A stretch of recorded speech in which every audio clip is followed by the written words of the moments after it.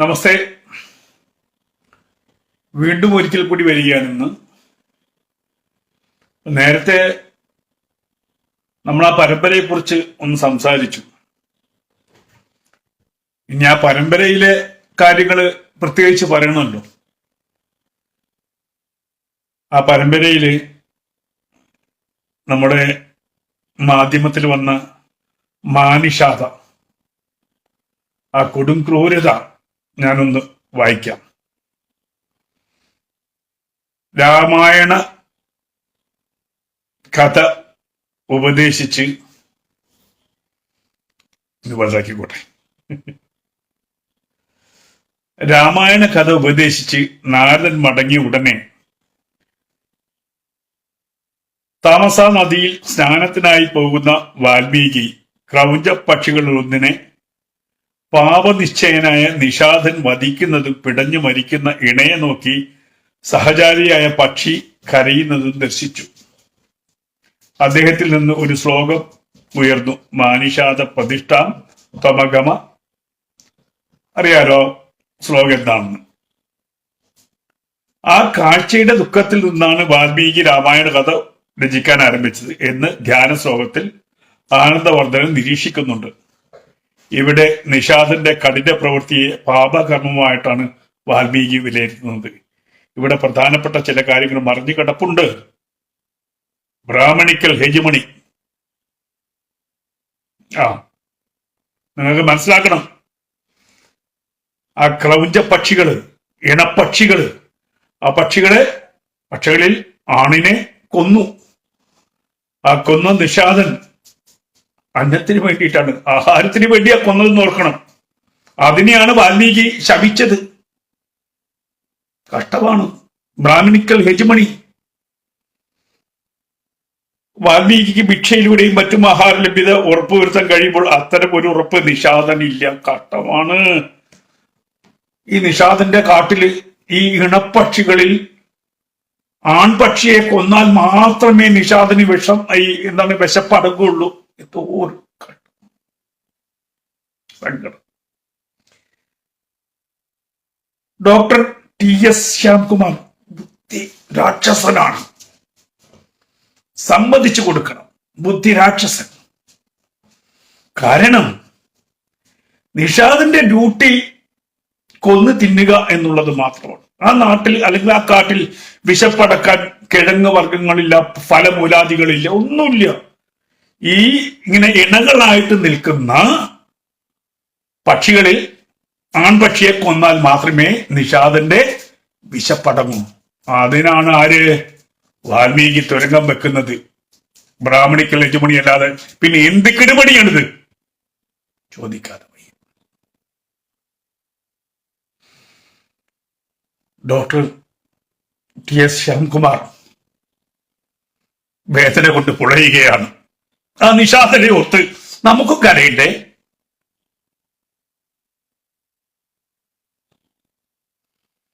Doctor TS. Shyamkumar ആ ശ്യാംകുമാറിന്റെ വേദനയിൽ പങ്കുകൊള്ളാതെ വഴിയില്ല. ഗീതാ ക്ലാസ്സിൽ നമുക്ക് തുടങ്ങാം. തൽക്കാലം നമുക്ക് രാമായണത്തിൽ തന്നെ നിൽക്കുക. കാരണം ഈ ടി.എസ്. ശ്യാംകുമാറിന്റെ ദുഃഖത്തിന് നമ്മളൊരു വഴി ഉണ്ടാക്കണല്ലോ. അല്ലാതെ എങ്ങനെയാ? ആ ടി.എസ്. ശ്യാംകുമാർ ഏത് മാധ്യമത്തിന് വേണ്ടിയാണ് ഈ എഴുതി ഉണ്ടാക്കിയത് എന്നും കൂടി നോക്കണം. അപ്പൊ നമുക്ക് എന്താണ് ഈ നിഷാദന്റെ പ്രവൃത്തിയിൽ ഇടപെട്ട വാൽമീകി ചെയ്തത് ബ്രാഹ്മണിക്കൽ ഹെജുമണിയാണ്. കാരണം കൊന്നു തിന്നാനുള്ള, അത് ഇണയായാലും ശരി, ഇണ ചേരുന്ന പാമ്പുകളായാലും ശരി, ഇണ ചേരുന്ന ഏത് മൃഗങ്ങളായാലും അതിലെ ആണിനെ കൊന്നോ അല്ലെങ്കിൽ പെണ്ണിനെ കൊന്നോ മറ്റുള്ളവർ ദുഃഖം അനുഭവിച്ചിട്ട് തിന്നുമ്പോഴല്ലേ ഒരു സുഖമുള്ളൂ. അതിന്റെ ഒരു ചരിത്രം നമുക്ക് പറയണം. അതിന്റെ ഒരു ചരിത്രം പറയണം. കാരണം ഈ ഏത് മാധ്യമത്തിന് വേണ്ടിയാണോ ടി.എസ്. ശ്യാംകുമാർ ഇത് എഴുതിയത്, ആ മാധ്യമത്തിന്റെ ധർമ്മബോധത്തെ കുറിച്ചും കൂടി നമ്മളൊന്ന് ചർച്ച ചെയ്യണമല്ലോ.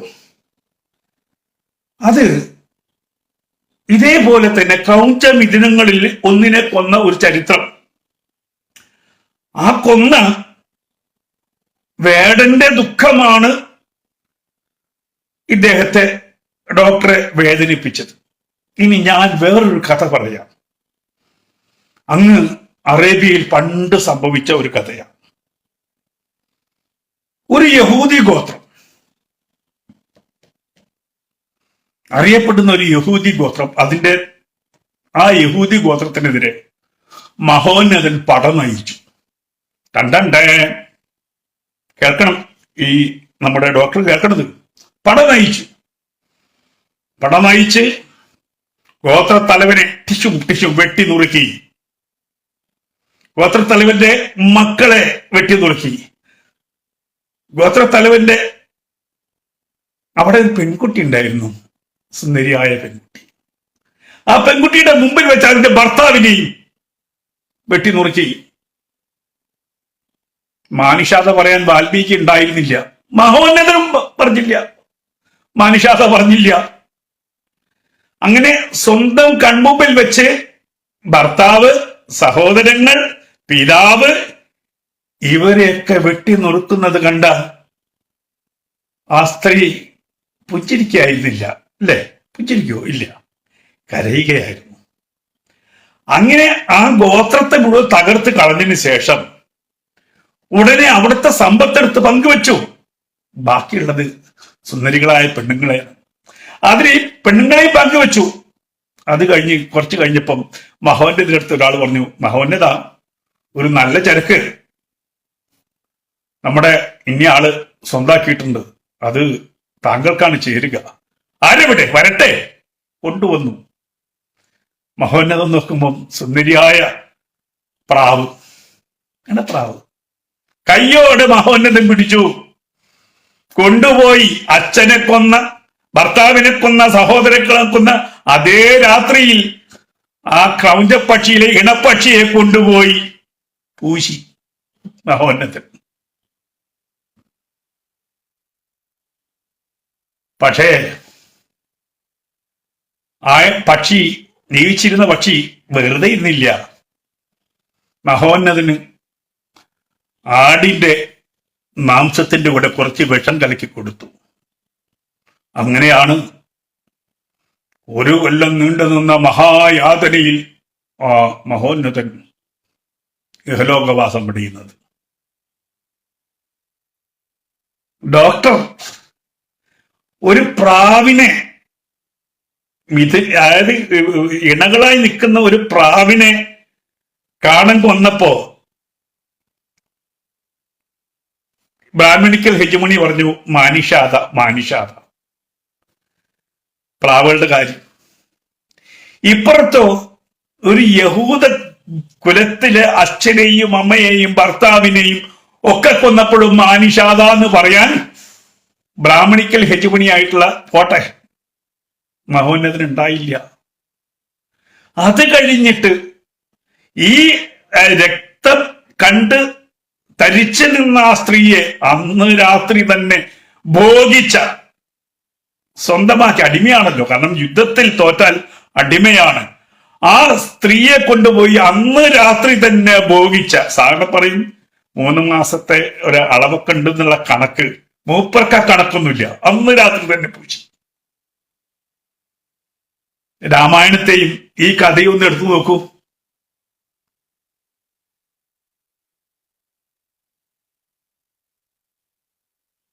ഡോക്ടർ എന്താ ഇത് തുലനം ചെയ്യാത്തത്? ജോഡിയായിരിക്കുന്ന നമ്മളെ മനുഷ്യരാണെങ്കിലും ശരി, മൃഗങ്ങളാണെങ്കിലും ശരി, അത് അതിന്റെ ഇണയോടൊത്ത് നിൽക്കുമ്പോ, ഇണയോടൊത്ത് പ്രസന്നം പറഞ്ഞു നിൽക്കുമ്പോ അതിലൊന്നിനെ കൊന്നു കളഞ്ഞാൽ അവിടെ ഉണ്ടാവുന്ന ഒരു ദുഃഖമുണ്ട്. അന്നത്തിന് വേണ്ടി മൃഗങ്ങളൊക്കെ നമ്മൾ വേട്ടയാടാറുണ്ട്, ശരി തന്നെ. പലപ്പോഴും എൻ്റെ പിതാവ് ഒരു വേട്ടക്കാരനായിരുന്നു. അദ്ദേഹം പറഞ്ഞു കേട്ടിട്ടുണ്ട്, ഈ കുരങ്ങനെ വെടിവെക്കാൻ പോയി കഴിഞ്ഞാൽ, കരിക്കുരങ്ങനെ വെടിവെക്കാൻ പോകുമ്പം ഈ അമ്മ കുരങ്ങ് മക്കളെ ഇങ്ങനെ മാറോട് ചേർത്ത് ഇങ്ങനെ പിടിച്ചു നിൽക്കും. ആ തോക്ക് ചൂണ്ടിയ ആളെ നോക്കി അമ്മക്കൊരിങ്ങനെ വേദനയോടെ മരിക്കാൻ തയ്യാറായി നിൽക്കും. അപ്പോഴും ആ മാറത്ത് കുഞ്ഞിനെ ഇങ്ങനെ പിടിച്ച് ഇരിക്കും. അവിടെ മാനുഷാത ഇല്ല. ഡോക്ടറുടെ കാരണം തിന്നാൻ വേണ്ടി വെടിവെക്കുന്നതിന് എന്തിനാണ് മനസാക്ഷി എന്നാണ് ചോദിക്കുന്നത്. ഡോക്ടർ ചോദിക്കുന്ന ചോദ്യം, മാധ്യമത്തിലൂടെ ചോദിക്കുന്ന ചോദ്യം, തിന്നാൻ പോകുന്ന ഇര തേടുന്ന ഒരു മൃഗത്തിന്, അങ്ങനെയല്ലേ പറയും, മൃഗത്തിന് അങ്ങനെ തന്നെ പറയണം, ഇര തേടുന്ന ഒരു മൃഗത്തിന് എന്തിനാണ് അനുകമ്പ എന്നാണ് ആ മൃഗത്തിന്, ഇര തേടുന്ന മൃഗത്തിനുള്ള ആനുകൂല്യം ഒരു ബ്രാഹ്മണിക്കൽ ഹെജിമണി മൂലം നഷ്ടമാകുന്നു. ഭഗവാനെ, ഇങ്ങനെയും ചിന്തകരുണ്ടോ? ആ മാനുഷാത എന്ന് പറയുന്ന ശ്ലോകം ലോകത്തെ മുഴുവൻ ചിന്തിപ്പിച്ചിട്ടുള്ള ശ്ലോകം.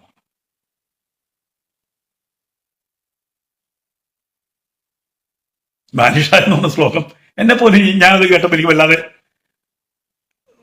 സങ്കടം തോന്നിയിട്ടുണ്ട്. കാരണം കൊക്കുരുമി നിൽക്കുന്ന ഇണപ്രാവുകൾ എപ്പോഴും, അത് പ്രത്യേകിച്ച് പ്രാവുകൾക്കൊരു സ്വഭാവമുണ്ട്, അത് തന്റെ ഇണയോട് ചേർന്നേ നടക്കൂ. അങ്ങനെ അത് കൊക്കുരുമിക്ക് ഞാൻ പലപ്പോഴും വീക്ഷിച്ചിട്ടുണ്ട്. വലിയ കെട്ടിടങ്ങളുടെ മുകളിൽ പോകുമ്പോൾ ജനലിന്റെ അടുക്കുമ്പോൾ അവിടെ ഈ പ്രാവുകൾ വന്നിരിക്കും. അവരത്രയും ഇണയോടൊത്ത് എപ്പോഴും ഉല്ലസിച്ച് നിൽക്കുന്ന പ്രാവുകളിൽ ഒന്നിനെ കൊല്ലാൻ എന്റെ മനസ്സനുവദിക്കില്ല. ഞാൻ എന്ത് വേട്ടക്കാരനാണ്? വേട്ടക്കാരന് ഒരു മനസാക്ഷി ഉണ്ടോ? വേട്ടക്കാരന് മനസാക്ഷി ഉണ്ട്. പക്ഷെ വേട്ടക്കാരന് മനസാക്ഷി ഇല്ല എന്ന് തെളിയിക്കുന്നതാണ് ഞാൻ നേരത്തെ പറഞ്ഞ മഹോന്നതന്റെ പ്രവൃത്തി. ഈ മീഡിയക്കാരൻ ആഘോഷിക്കുന്ന അല്ലെങ്കിൽ അഭിമാനിക്കുന്ന ഒരു വ്യക്തിത്വത്തിൽ നിന്ന് നമ്മൾ പ്രതീക്ഷിക്കുന്നതല്ല പ്രതീക്ഷിച്ചത്.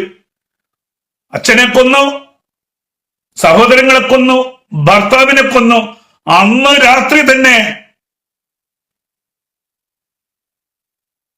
അങ്ങനെ പഠിക്കുന്നവർക്ക്, അതിനെ പിന്തുടർന്നവർക്ക് മാനുഷാത ഏക്കത്തില്ല.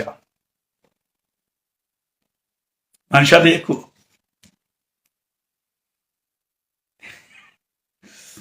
ഇനി വേറെ രസമുണ്ട്. ഈ സമാധാന പ്രിയരായിട്ടുള്ള മാധ്യമത്തിന്റെ പല്ലിയെ കൊന്നാൽ കൂലി കിട്ടും. എന്തുകൊണ്ടാണ് പല്ലിയെ കൊല്ലുന്നത്? പല്ലി ഇബ്രാഹിം നബിയെ തീയിലിട്ടപ്പോ ബാക്കിയെല്ലാം ഊതി കെടുത്താൻ നോക്കിയപ്പോ പല്ലി ഊതി കത്തിക്കാൻ ശ്രമിച്ചു. എന്റെ അമ്മോ! അതുകൊണ്ട് പല്ലിയെ കൊന്നാൽ കൂലി കിട്ടും എന്ന് പഠിപ്പിക്കുന്നവരാണ്. പല്ലിയെ കൊല്ലണം, നായയെ കൊല്ലണം, പാമ്പിനെ കൊല്ലണം. അവനതിന്റെ വാക്കുകളാട്ടോ, ചെയ്തികളാട്ടോ. അവരാണ് ഈ ഇണപ്രാവിന് വേണ്ടിയല്ല കരയേണ്ടുന്നത്, അതിനെ അമ്പെയ്ത വേടന് വേണ്ടി കരയണം എന്ന് പറയുന്നത്. ഈ ബ്രാഹ്മണിക്കൽ ഹെജിമണി ആയിട്ടുള്ള വാൽമീകി പണ്ടൊരു കള്ളനായിരുന്നു. രത്നാകരൻ എന്ന് പറഞ്ഞ കള്ളൻ അല്ലെ? നമ്മളെ ചരിത്രം അങ്ങനെ പഠിപ്പിക്കുന്നത്. കഥയായിക്കോട്ടെ, ഇനി എന്തായിക്കോട്ടെ. ആ രത്നാകരൻ എന്ന കള്ളൻ കൊള്ളയടിക്കാൻ വേണ്ടി ഒരു സന്യാസിയുടെ അടുത്തെത്തിയപ്പോ സന്യാസി ചോദിച്ചു, നീ എന്തിനാ വേണ്ടിയാണ് ഈ കൊള്ളയടിക്കുന്നത് എന്ന് ചോദിച്ചു. അപ്പൊ സന്യാസി പറഞ്ഞു, ഈ കള്ളൻ പറഞ്ഞു, എന്റെ മക്കളെ പോറ്റാൻ വേണ്ടിയിട്ട്, ഭാര്യയും മക്കളെയും പോറ്റാൻ വേണ്ടിയിട്ടാണ് ഞാൻ കൊള്ളയടിക്കുന്നത്. അപ്പൊ അദ്ദേഹം ചോദിച്ചു, നീ ചെയ്യുന്ന പാപങ്ങൾ അവരെ ഏറ്റെടുക്കുമോ എന്നൊന്ന് ചോദിച്ചിട്ട് വരും, ഞാനിവിടെ വെയിറ്റ് ചെയ്യാം. നീ പോയിട്ട് നിന്റെ കുടുംബത്തോട് നീ അവർക്ക് വേണ്ടി കൂടിയാണല്ലോ ഈ മോഷണം നടന്നത്, അത് ഏറ്റെടുക്കാൻ അവർ തയ്യാറാകുമോ എന്ന് ചോദിച്ചിടാം. ഉടനെ കള്ളൻ ഓടി വന്നു, സ്വാമി ഇല്ല, ഞാൻ ചെയ്യുന്ന പാപങ്ങളൊന്നും അവർ ഏറ്റെടുക്കില്ല, അവർക്ക് ഏറ്റെടുക്കാൻ പറ്റില്ല, അവനവൻ അനുഭവിച്ച് തീരണമെന്നാണ് പറഞ്ഞത്. അങ്ങനെ ആ കള്ളൻ ചോദിച്ചു, ഞാൻ ഇനി എന്താ ചെയ്യേണ്ടത്? പറഞ്ഞു, 2 മരങ്ങൾക്കിടയിൽ ഇരുന്നിട്ട് ആ മരം ഈ മരം ആ മരം ഈ മരം എന്ന് ജപിക്കാൻ പറഞ്ഞു. അങ്ങനെ ജപിച്ച് ജപിച്ച് രാമ രാമ രാമ രാമ രാമ രാമ രാമ രാമ രാമ രാമ രാമ രാമനെ ജപിച്ച് ജപിച്ച് വാൽമീകി ആയതാണ്. കള്ളൻ വാൽമീകി. അതെങ്ങനെയാണ്? ജപം കൊണ്ട് ബ്രാഹ്മണ്യം നേടുക. അപ്പോഴാണ് ബ്രാഹ്മണനായത്. അതുപോലെ കള്ളനായിരുന്നു, രത്നാകരനായിരുന്നു. അയാൾ തിരിച്ചറിഞ്ഞു താൻ ചെയ്യുന്ന പാപങ്ങളുടെ ഫലം വേറെ ആരും പങ്കുവെക്കാൻ വരില്ല, താൻ തന്നെ അനുഭവിക്കണമെന്ന ഒരു ബോധ്യത്തിൽ നിന്ന് തിരിച്ചു വരികയാണ് രത്നാകരൻ വാൽമീകിയായിട്ട്, മഹർഷിയായിട്ട്. ചിതൽപുറ്റിൽ നിന്ന് അത് ജപിച്ച് ജപിച്ച് ചുറ്റും ചിതൽപുറ്റ് വളർന്നു. ജപം അങ്ങേത്തേക്ക് രാമ രാമ രാമ എന്ന് ജപിച്ച് ജപിച്ച്. അതാണ് വാൽമീകിയുടെ ഈ പറയുന്ന ബ്രാഹ്മണിക്കൽ ഹേജമണി. ബ്രാഹ്മണിക്കൽ ഹേജമണി അങ്ങനെയാണല്ലോ ഇപ്പോ. എല്ലാം ഹേജമണിയാണ്, മൊത്തത്തിൽ ഹേജമണിയാണ്. ആ ഹേജമണിയിലാണ് നമ്മൾ ഇപ്പൊ ഇങ്ങനെ കെടുമണി എന്ന് പറഞ്ഞ് നിൽക്കുന്നത്. അപ്പോ ഈ ഡോക്ടർ ടി എസ് ശ്യാംകുമാറിന്റെ ആ ദുഃഖത്തിൽ നമുക്ക് പങ്കുചേരണം. കാരണം അദ്ദേഹം വേട്ടക്കാരന്റെ ഒപ്പമാണ്. വേട്ടക്കാരന്റെ ഒപ്പം നിൽക്കണം എപ്പോഴും. വേട്ടക്കാരുടെ കൂടെ നിൽക്കുന്നവരാണല്ലോ മാധ്യമം. മാധ്യമത്തിന് വേട്ടക്കാരുടെ കൂടെ നിൽക്കുന്നതാണ് ശീലം. ഇരകൾക്കൊപ്പം അവർ ഒരിക്കലും ചലിക്കില്ല. ഞാൻ നേരത്തെ പറഞ്ഞില്ലേ, ചരിത്രത്തിൽ എന്ത് ഇരയായവനെ വീണ്ടും വീണ്ടും ഹനിക്കുക എന്നുള്ള ധർമ്മത്തോടൊപ്പം ചേരുന്നവന് എന്ത് രാമായണം, എന്ത് രാമായണം. പിന്നെ രാമന്റെ വേറൊന്നില് പുള്ളിക്കാരൻ എഴുതി അടുത്തെന്താണ്, രാമായണത്തിലെ ബുദ്ധൻ. എന്റെ മോ പറയാതെ വയ്യ. രാമായണത്തിൽ ബുദ്ധനോ? അറിയാം, രാമായണം ഒരുപാട് രാമായണങ്ങളുണ്ട്. ഒരു രാമായണമല്ല, വാൽമീകി രാമായണം വേറെ, അതുകൂടെ കപരാമായണം വേറെ, പല രാമായണങ്ങളുണ്ട്. ബുദ്ധൻ രാമന് മുമ്പുണ്ടായിരുന്നില്ലേ? രാമന്റെ സമകാലികനുമല്ല, ലോകത്തിലെ എല്ലാവർക്കും അറിയാം. ബുദ്ധന്റെ കാലഘട്ടം എന്ന് പറയുന്നത് BC 300 മേലെ ഉള്ളൊരു കാലഘട്ടമാണ്. BC 300 500 അത്രേ ഉള്ളൂ. എന്റെ പൊന്നു മാഷെ, രാമായണം ഉണ്ടായതിനു ശേഷം മഹാഭാരതം ഉണ്ടായത്. ആ മഹാഭാരതം അപ്പൊ ഒന്ന് ആലോചിച്ച് നോക്കൂ. രാമായണത്തിന്റെ കാലഘടന, അവിടെ ബുദ്ധൻ എന്ത് സ്ഥാനം?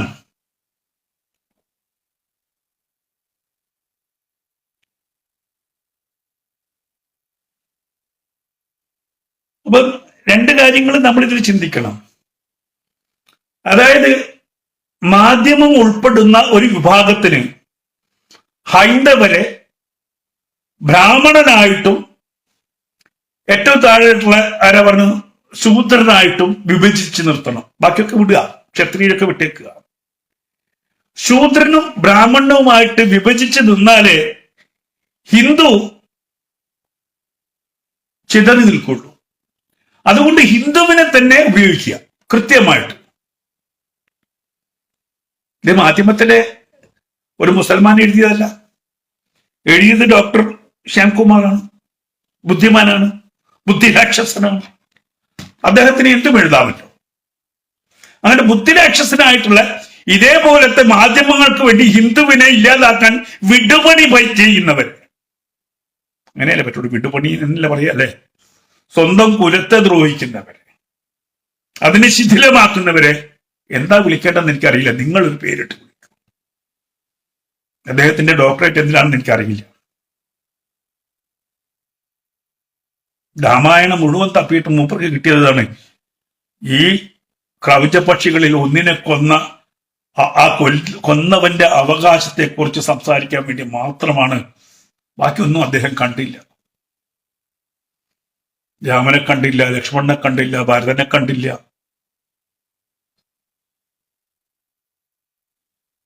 അതിലൊരു സത്യത്തെയും കണ്ടില്ല, ഒരു നീതിയെയും കണ്ടില്ല, ധർമ്മത്തെയും കണ്ടില്ല. ആകെ കൂടിക്കൊണ്ട് ഒരു അധർമ്മമാണ്. ഏത്? ബ്രാഹ്മണം ഈ പറയുന്ന ഒരു വേട്ടക്കാരന്റെ അന്നം മുടക്കാൻ വേണ്ടി ഒരു ശ്ലോകം ചൊല്ലി ചതിച്ചു. കഷ്ടം. എന്താ പറയുക നമ്മള്? ഇങ്ങനെ അല്ലെങ്കിൽ ഹിന്ദുവിൽ എന്നും ബ്രാഹ്മണനും ഒരു അടിസ്ഥാന വർഗം ഉണ്ടെന്നും ബ്രാഹ്മണനാണ് എല്ലാത്തിനും തുരങ്കം വെക്കുന്ന ഘടകമെന്നും കാലാകാലങ്ങളായിട്ട് ഈ പറയുന്ന ഇസ്ലാമിസ്റ്റുകൾ പ്രചരിപ്പിച്ചുകൊണ്ടിരിക്കുകയാണ്. അതുകൊണ്ടുള്ള ഒരു ദളിത് സ്നേഹം ഉണ്ട് അവർക്ക്. ദളിത് സ്നേഹം. ദളിതിന് എന്താണ്? എളുപ്പം മതം മാറ്റാൻ പറ്റുന്ന ഒരു വിഭാഗമാണ് ദളിതർ. ഇന്ന് മതം മാറ്റപ്പെട്ടതിൽ ഏറ്റവും വലിയ ഒരു സമൂഹം ആരാണെന്ന് ചോദിച്ചാൽ ദളിതരാണ്. അന്ന് ബ്രാഹ്മണർ ഇതിന്റെ കുറച്ച് കാരണമൊക്കെ ആയിട്ടുണ്ട്, ശരി തന്നെയാണ്. പക്ഷേ നൂറ്റാണ്ടുകൾക്ക് മുമ്പുണ്ടായ ഒരു കാരണം വെച്ചുകൊണ്ടാണ് ഇന്നും ദളിതനെ ബ്രാഹ്മണിൽ നിന്ന് അകറ്റുന്നത്. ഇന്ന് ബ്രാഹ്മണൻ ശൂദ്രന്റെ പണി ചെയ്യുന്നുണ്ട്, അതവര് കാണില്ല. ഇന്ന് ബ്രാഹ്മണൻ ശൂദ്രന്റെ പണിയും ശൂദ്രൻ ബ്രാഹ്മണന്റെ പണിയും ചെയ്യുന്ന കാലഘട്ടമാണ്. അത് വേദത്തിന്റെ സാക്ഷ്യം ചൊല്ലിയിട്ടുണ്ട്. കലികാലത്തിൽ, കലിയിൽ ശൂദ്രനും വേദം ഗ്രഹിക്കാൻ പറ്റും. കലിയിൽ ശൂദ്രനും വേദം ഗ്രഹിക്കാൻ പറ്റും, ബ്രാഹ്മണനാകാൻ പറ്റും. ബ്രാഹ്മണൻ ആര് എന്നുള്ള ചോദ്യത്തിന് നമുക്ക് നാളെ ഒരു ലൈവ് വരാം. ബ്രാഹ്മണൻ ആര് എന്നുള്ളതിന് ഞാൻ ഇപ്പൊ പറയുന്നില്ല, അതിനുള്ള സമയമില്ല. അത് നാളെ ലൈവിൽ വരാം. ആരാണ് ബ്രാഹ്മണൻ? കാരണം നമ്മള് ഈ പറയുന്ന ഇതേപോലത്തെ ഈ ഉടങ്കൊല്ലികളെ, ആ ഉടങ്കൊല്ലികളെ നമ്മുടെ സമൂഹത്തിന് സൃഷ്ടിക്കുന്ന ഈ കുരുകുരുപ്പുണ്ടല്ലോ, ആ വിധത്തിൽ ഈ സമൂഹത്തെ, ഹിന്ദു സമൂഹത്തെ വിഭജിച്ച് നിർത്താൻ വേണ്ടിയിട്ട് എന്നും ഇത്തരം പിണിയാളുകളെ ഇസ്ലാമിസ്റ്റുകളും കമ്മ്യൂണിസ്റ്റുകളും ഉപയോഗിച്ചിട്ടുണ്ട്. കമ്മ്യൂണിസ്റ്റുകളിൽ ആരൊക്കെയാണ് ഹിന്ദു ധർമ്മങ്ങളെ ഇല്ലായ്മ ചെയ്യാൻ വേണ്ടി ശ്രമിക്കുന്നത് എന്ന് ഞാൻ പ്രത്യേകിച്ച് പറയേണ്ട കാര്യമൊന്നുമില്ലല്ലോ.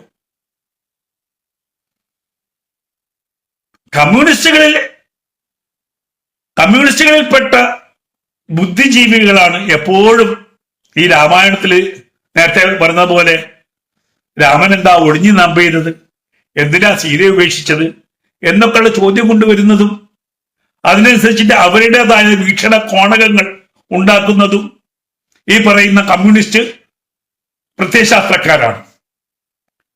ഇവിടെ അത് തന്നെയാണ് ഉപയോഗിക്കുന്നത്. ഹിന്ദുവിനെ പലതാക്കി മാറ്റി നിർത്താൻ വേണ്ടിയിട്ട് കൃത്യമായിട്ട് ചില ബുദ്ധിജീവികളെ ഈ പറയുന്ന സമൂഹം വിലക്കെടുക്കുന്നു, നല്ല കാശ് കൊടുക്കുന്നു. നീ ബ്രാഹ്മണിക്കൽ ഹെജുമണി പറഞ്ഞാൽ മതി, നിന്റെ വീട്ടിലേക്കുള്ള നിന്റെ അന്നത്തിനുള്ളത് തള്ളിത്തരാം. വേടനേക്കാളും കഷ്ട. വേടൻ വിശപ്പ് കൊണ്ടാണ് ഇതെങ്കിൽ ഇത് കഴപ്പ് കൊണ്ടാണ് ഇപ്പടി ചെയ്യുന്നത്. ഹിന്ദുവിനെ ഈഴവനായും പുലയനായും പറയനായും മാറ്റുക. ഈ പറയലും പുലയനും ഈഴവനൊന്നും ഈ പറയുന്ന വർണ്ണത്തിൽപ്പെടുന്നതല്ല. വർണ്ണം എന്താണെന്ന് എല്ലാവർക്കും ഇപ്പൊ അറിയാം. ബ്രാഹ്മണൻ എന്ന് പറഞ്ഞാൽ ബ്രാഹ്മണ യോനിയിൽ ജനിക്കുന്നവർ മാത്രമല്ല ബ്രാഹ്മണൻ. അത് നമുക്ക് നാളെ വിശദമായിട്ട് പറയാം. കാരണം ഇത്തരം മ്ലേച്ഛന്മാര് ഈ ഹൈന്ദവ സമൂഹത്തിന്റെ ഹൈന്ദവ ഇതിഹാസങ്ങളെ ഇല്ലായ്മ ചെയ്യാൻ ശ്രമിക്കുന്ന ഇത്തരം വ്യക്തികൾ വരുമ്പോഴാണ് ഇത് ചർച്ച ചെയ്യപ്പെടാൻ പറ്റിയ ഏറ്റവും അനുകൂലമായിട്ടുള്ള സമയം. അവിടെയാണ് ഇത് ചർച്ച ചെയ്യപ്പെടേണ്ടത്. രാമായണത്തിന്റെ ഏറ്റവും വലിയ സത്ത ബ്രാഹ്മണിക്കൽ യജമണിയിൽ നിന്ന് തുടങ്ങുന്നതാണ് പറയുന്നത്. വേടനെ ശപിച്ചതിലൂടെ വാൽമീകി ചെയ്ത തെറ്റാണ് ആദ്യത്തെ തെറ്റ്. പിന്നെ അവിടെ നമ്മുടെ തെറ്റുകൾ കൂമ്പാരാണ് മൊത്തം രാമായണത്തിൽ. അവിടെയാണ് ഞാൻ നേരത്തെ പറഞ്ഞ ഏത് ജീവിച്ചിരിക്കുന്ന മനുഷ്യർക്കിടയിൽ മതത്തിന് വേണ്ടി കൊന്നൊടുക്കിയിട്ട് അവിടുത്തെ പെണ്ണുങ്ങളെ അടിമകളാക്കി കൊണ്ടുവന്ന് വ്യഭിചരിച്ചിട്ട് സനാതന ഇതാണ് പറയുന്നത്, സമാധാനം പറയുന്ന അവർക്ക് വേണ്ടിയാണ് ഇവർ കുലയ്ക്കുന്നത്.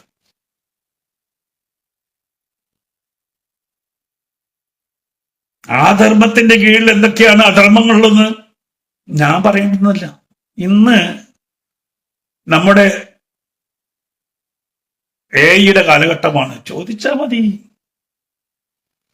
പല്ലിയെ എന്തുകൊണ്ട് കൊല്ലണം എന്ന് ചോദിച്ചാൽ നബിവചനം വരും. മഹോന്നതനെ ആര് കൊന്നു, എങ്ങനെ കൊന്നു എന്ന് ചോദിച്ചാൽ ഉടനെ വരും ആൻസർ, കൃത്യമായിട്ടുള്ള ആൻസർ വരും. ഈ സമാധാനത്തിന്റെ മുഴുവൻ തൊലിയും പൊളിച്ചു പോകുന്ന ഏത് ആയത്തുകൾ വേണമോ ഇന്ന് ഒരു ഞെക്കിൽ എന്താണ് സ്ത്രീക്ക് സമാധാന മതത്തിൽ ഉള്ള സ്ഥാനം എന്ന് ചോദിച്ചാൽ ഗൂഗിൾ മറുപടി പറയും.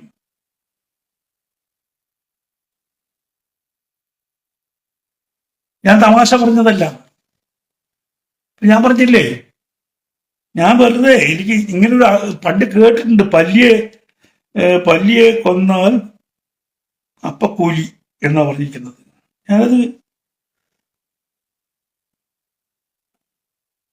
ഞാനത് ഇങ്ങനെ കേട്ടു നോക്കി. ഞാൻ അപ്പൊ തന്നെ പല്ലിയെ കൊന്നാൽ അങ്ങനെ അടിച്ചപ്പോ കൃത്യമായിട്ട് കിട്ടി, പല്ലിയെ കൊന്നാൽ ഇന്ന കൂലിയുണ്ട് എന്നുള്ളത്.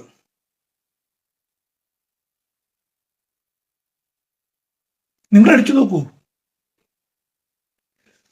ലോകം ഒരുപാട് മാറിപ്പോയി.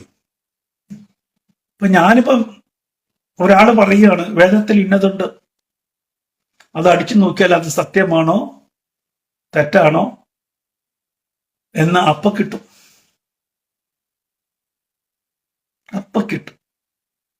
കാരണം അത്രയും മുന്നോട്ട് പോയിട്ടുണ്ട്. അത് കൃഷ്ണന്റെ ജീവിതമാണെങ്കിലും ശരി, അർജുനെ കുറിച്ചാണെങ്കിലും ശരി, എന്തിനെ കുറിച്ച് ചോദിച്ചാൽ ഉത്തരം കിട്ടുന്ന ഒരു കാലഘട്ടത്തിലാണ് നമ്മൾ ജീവിക്കുന്നത്. ഞങ്ങൾ എന്ന് പറഞ്ഞാൽ ശരിയല്ലോ, നമ്മൾ ഒരു അങ്ങേയറ്റം ആവശ്യം വരുമ്പോഴാണ് വേട്ടയാടിക്കൊല്ലുന്നത്. ശരിയാണ്, ഇപ്പം കോഴികളെ വളർത്തിക്കൊല്ലുന്നുണ്ട്, കൊല്ലാൻ വേണ്ടി വളർത്തുന്നുണ്ട്. മാംസാഹാര പ്രിയരാണ് നമ്മളൊക്കെ.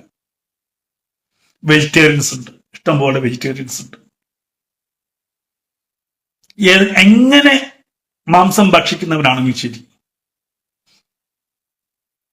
ഒരു മൃഗം ഇണ ചേരുമ്പോഴോ ഒരുമിച്ചിരിക്കുമ്പോഴോ അതിലൊന്നിനെ കൊല്ലില്ല. അത് പക്ഷിയായാലും ശരി, മൃഗമായാലും ശരി, ഇണകൾ ഇരിക്കുമ്പോൾ ഒന്നിനെ കൊല്ലാൻ, ഞാൻ വളർത്തുന്ന കോഴിയെ എനിക്ക് കൊല്ലാൻ തോന്നുന്നില്ല, ഞാൻ വളർത്തിയ പശുവിനെ എനിക്ക് കൊല്ലാൻ തോന്നുന്നില്ല. അത് സാമാന്യമായിട്ടുള്ള ഈ പ്രപഞ്ച ശക്തിയോടുള്ള സാമാന്യമായിട്ടുള്ള ഒരു മര്യാദയാണ്. കടയിൽ പോയിട്ട് അതിനെ കൊല്ലുന്നത് കണ്ടാൽ ഞാൻ കഴിക്കില്ല, എനിക്ക് കഴിക്കാൻ പറ്റില്ല. എന്നാൽ കൊന്നു കഴിക്കുന്നവർ ഇഷ്ടം പോലെയുണ്ട്, ഇല്ല എന്നൊന്നും പറയുന്നില്ല. പക്ഷേ വാൽമീകി അവിടെ കണ്ടത് ആ ക്രൗഞ്ച മിഥുനങ്ങളെ അതിലൊന്നിനെ കൊന്നപ്പോ അദ്ദേഹത്തിന് വേദന തോന്നി. മാനുഷാദ, നീ ചെയ്യുന്ന കർമ്മം നീ തന്നെ അനുഭവിക്കണം എന്ന് തന്നെ പറഞ്ഞിട്ടുള്ളൂ, നീ നശിച്ചു പോട്ടെ എന്നാ പറഞ്ഞിട്ടുള്ളൂ. അത് നമ്മളായാലും പറഞ്ഞു. അത് പറയാൻ പറ്റുന്നിടത്താണ് മാനവികത ഉണരുന്നത്. അന്യന്റെ കിടപ്പറയിലെ ഒന്ന് ആലോചിച്ച് നോക്കൂ, ഒരടിമയും, രണ്ട് അടിമകളുടെ വിചാരിക്കുക, ആണും പെണ്ണുമായിട്ടുള്ള അടിമകളുണ്ട്.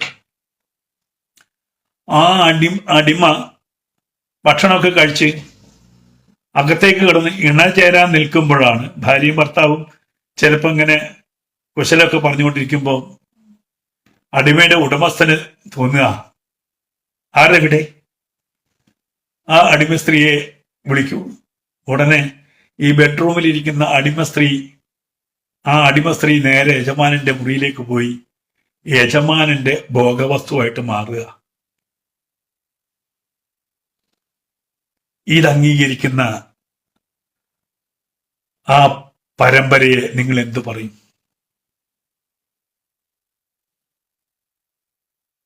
നിങ്ങളോട് ചോദിക്കുന്നത്. അടിമ വ്യവസ്ഥയെ അംഗീകരിക്കുന്ന സമാധാന പ്രിയരെ നിങ്ങൾ എന്തു പറയും? തന്റെ അടിമകളിൽ ഏത് സ്ത്രീയെയും ഏത് സമയം വേണമെങ്കിലും ഭർത്താവ് മരിച്ചു കിടക്കുമ്പോഴാണെങ്കിൽ പോലും കിടപ്പറയിൽ കൊണ്ടുപോയി ഭോഗിക്കാൻ അവകാശം കൊടുക്കുന്ന ആ സമൂഹത്തെ നിങ്ങൾ എന്ത് വിളിക്കും?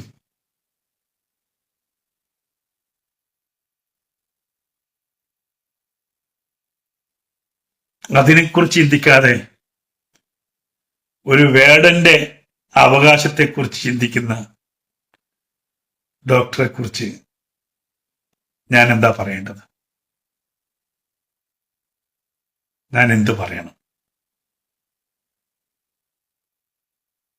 രാമായണത്തെ ഇകഴ്ത്തിക്കാട്ടാൻ അതിൻ്റെ ഏറ്റവും ചെറിയ അംശത്തിലേക്ക് പോയി അതിൻ്റെ കുറ്റവും കുറവും കണ്ട് ആ ഡോക്ടർ ആർക്കു വേണ്ടിയാണോ ഈ വിടുപണി ചെയ്യുന്നത്, ആ സമൂഹത്തിൽ നടക്കുന്ന കിരാതമായ പ്രവൃത്തികളെ, ആ സമൂഹം അനുവദിക്കുന്ന കിരാതമായ പ്രവൃത്തികളെ കാണാതെ വേടന്റെ അവകാശത്തിന് വേണ്ടി പോകുമ്പോ നമ്മൾ ലജ്ജിച്ച് തലതാഴ്ത്തണ്ടേ?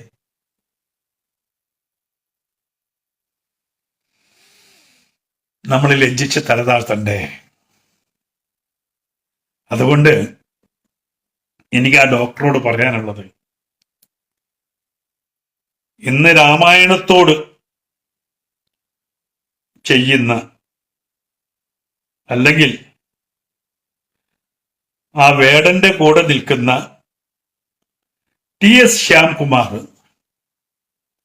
അടുത്ത റമദാൻ മാസത്തിൽ TS ശ്യാംകുമാർ അടുത്ത റമദാൻ മാസത്തിൽ 30 ദിവസം ആ മതത്തിന്റെ ഞാൻ പറഞ്ഞ മാതിരിയുള്ള ചരിത്ര സത്യങ്ങൾ, നുണയല്ലോ, ആ സമൂഹത്തിന്റെ അടിമ വ്യവസ്ഥയെക്കുറിച്ചുള്ള, അടിമയെക്കുറിച്ച് ചിന്തിക്കുന്ന കാര്യങ്ങൾ, ആ സമൂഹം സ്ത്രീകളെ കുറിച്ച് ചിന്തിക്കുന്ന കാര്യങ്ങൾ, ആ സമൂഹം ഇതര മതസ്ഥരെ കുറിച്ച് ചിന്തിക്കുന്ന കാര്യങ്ങൾ, ആ സമൂഹം തങ്ങളുടെ സ്വന്തം പരമ്പരയെ കുറിച്ച് ചിന്തിക്കുന്ന കാര്യങ്ങൾ, ഇത് 30 ദിവസം ഖണ്ഡശയായി എഴുതാൻ അദ്ദേഹത്തിന് നട്ടെല്ല് ഉണ്ടാവുമോ? അത് പ്രസിദ്ധീകരിക്കാൻ ഈ മാധ്യമത്തിന് നട്ടെല്ലുണ്ടാവുമോ?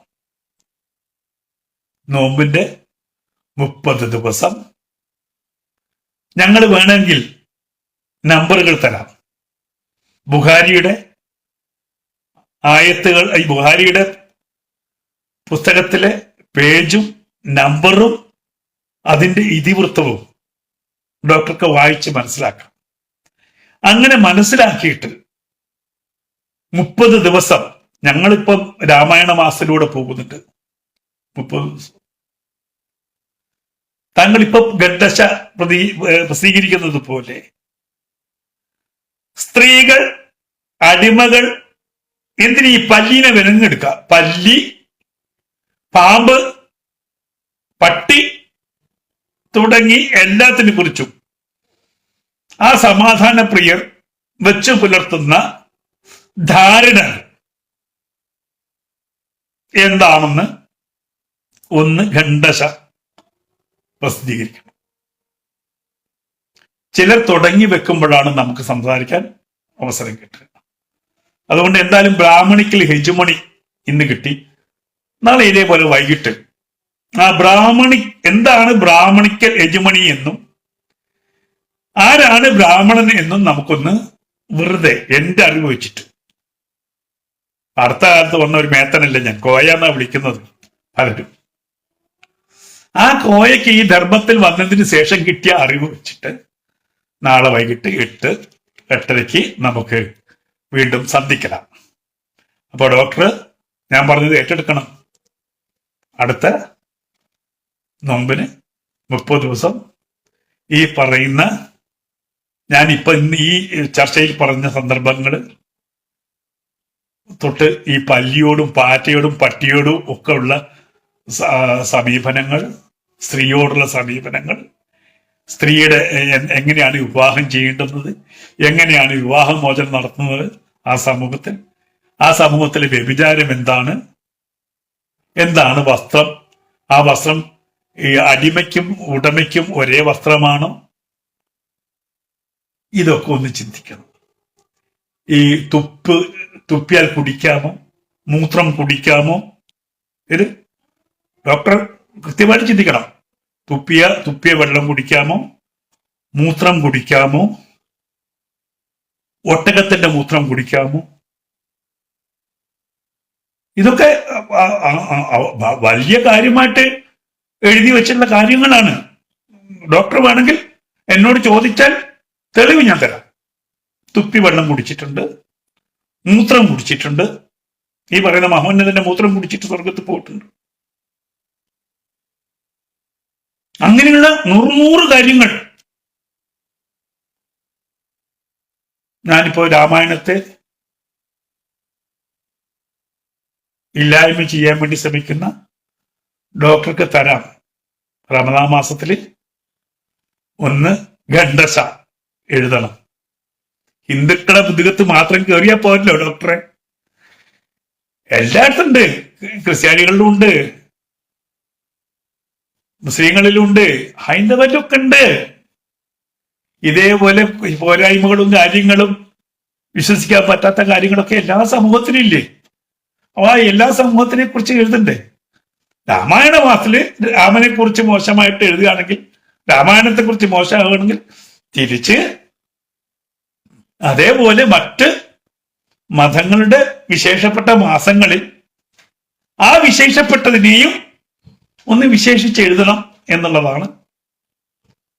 ഇന്ന് ഒന്ന് വന്നിട്ട് പോയിട്ട് മതിയാവാത്ത കൊണ്ടാണ് പിന്നെയും വന്നത്. കാരണം ഈ ക്രൗഞ്ച പക്ഷികളെ അതിലൊന്നിനെ കൊന്നപ്പോ ആ കൊന്ന ആളെ ശപിച്ചതിൽ ഡോക്ടർക്കുണ്ടായ ആ വിഷമം, ദുഃഖം, അത് ഞാൻ രണ്ടാമത് വായിച്ചപ്പോ എനിക്ക് പിടിച്ചു നിൽക്കാൻ പറ്റിയില്ല. ഡോക്ടർ കൂടെ അതിൽ പങ്കുചേരണ്ടേ? കാട്ടാളന് തന്റെ വിശപ്പിന് വേണ്ടി ഒരു പക്ഷിയെ കൊന്നപ്പോ ബ്രാഹ്മണിക്കൽ ഹെജുമണി ഇങ്ങനെ വർക്ക് ചെയ്യാൻ പറ്റുമോ എന്ന് ചോദിച്ച ഡോക്ടർ ചോദ്യത്തിന് ഫുൾ സപ്പോർട്ട്. തിരിച്ച് ചോദിക്കണം. ഞാൻ നേരത്തെ പറഞ്ഞ പോലെ യുദ്ധത്തിൽ അച്ഛനെ കൊന്ന്, സഹോദരങ്ങളെ കൊന്ന്, ഭർത്താവിനെ കൊന്ന് സ്വന്തമാക്കി അന്ന് തന്നെ അതിന് ഉപയോഗിച്ച ആ മാനദണ്ഡത്തെയും ഡോക്ടർ ഒന്ന് എഴുതണേ നാളെ തന്നെ. എല്ലാവർക്കും നമസ്കാരം.